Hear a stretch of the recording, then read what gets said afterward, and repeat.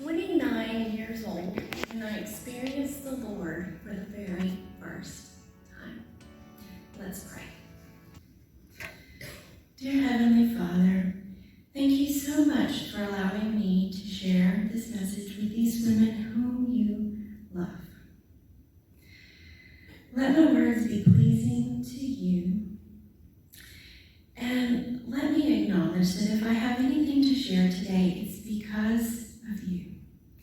Thank you that we may gather together to study your word and to worship you today. And thank you so much for your desire to have a relationship with each and every one of us. Amen. So I was 29 years old when I experienced the Lord for the very first time.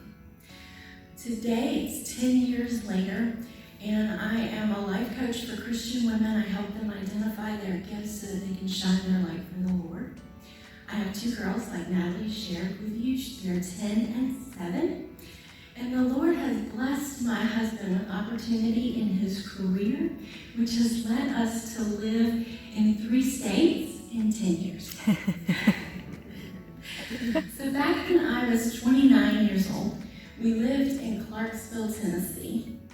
We'd both been baptized, and we attended church every Sunday. And I thought that I knew God.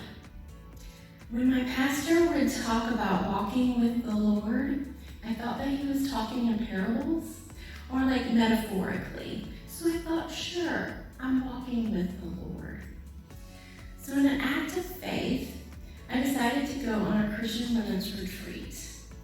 And I found myself seated at a table of other godly women, and we were prompted to share our God moments with each other, our moments of experiencing the Lord. And all around me, these women were sharing stories of having heard his voice and felt his presence.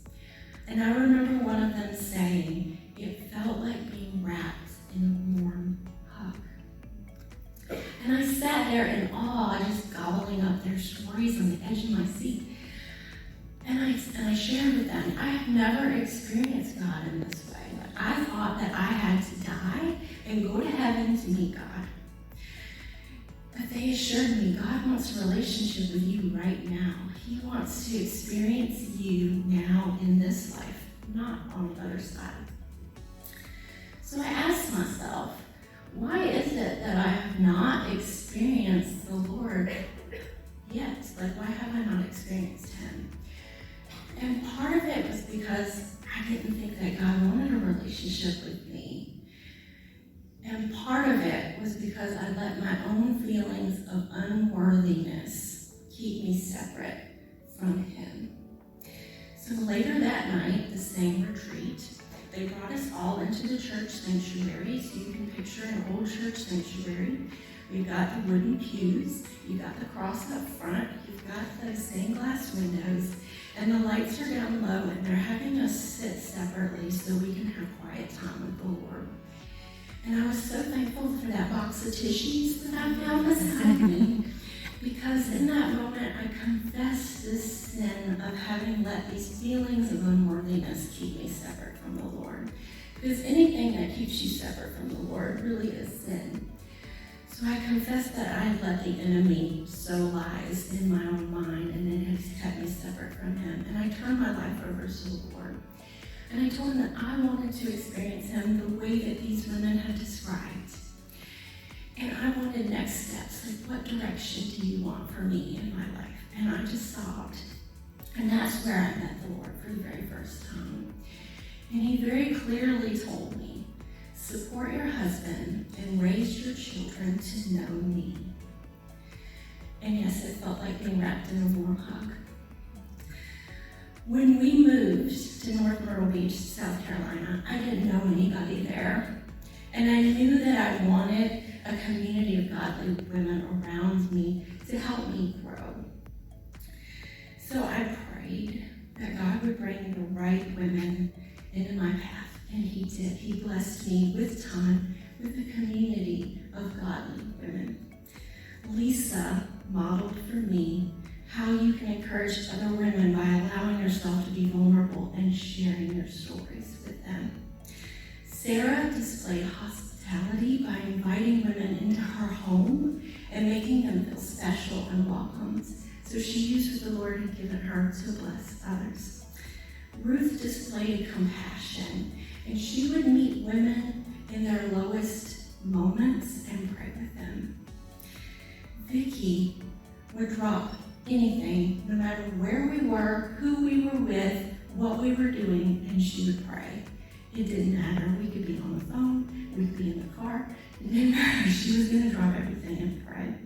So it's amazing what you can learn when you surround yourself with other godly women and just observe. If you're looking for that kind of relationship with other godly women, let me just encourage you to pray first and foremost that God will bring the right women around you. Second, listen. Listen, and when they share or they model something that impacts you, let them know. Third, follow up with them. So when you see them again, say, hey, I remember when you shared last week about this. How is it going now? Connect with them in your own time. So get their phone number or connect with them on social media so you can reach out to them and let them know you're thinking about them. Not just when you're seeing them face to face, but when you're on your own. And offer the greatest gift, which is an invitation. When you invite somebody into your own world, you're giving them the gift of making them feel included and thought of, and you're giving them the option to come spend time with you in your own world. So even if they say yes or they say no, it's still a gift that you've offered them.